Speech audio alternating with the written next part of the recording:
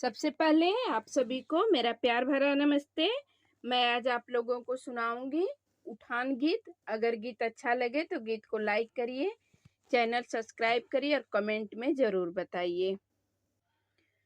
कर पुला गलबा शहर में बतिया माना गोरिया, हो कर पुला गलबा शहर में बतिया माना गोरिया।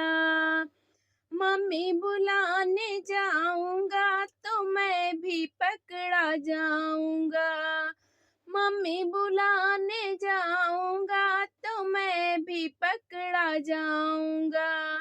देवता हम ही से मनवाला बतिया माना गोरिया, हो देवता हम ही से मनवाला बतिया माना गोरिया। कर पुला गलबा शहर में बतिया माना गोरिया। दीदी बुलाने जाऊंगा तो मैं भी पकड़ा जाऊंगा, दीदी बुलाने जाऊंगा तो मैं भी पकड़ा जाऊंगा।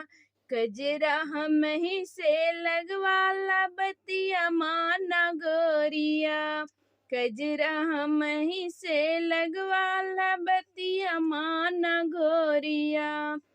कर पुला गलबा शहर में बतिया माना गोरिया। भाभी बुलाने जाऊंगा तो मैं भी पकड़ा जाऊंगा, भाभी बुलाने जाऊंगा तो मैं भी पकड़ा जाऊंगा। पिपली हम ही से पिसवाला बतिया माना गोरिया, पिपली हम ही से पिसवाला बतिया माना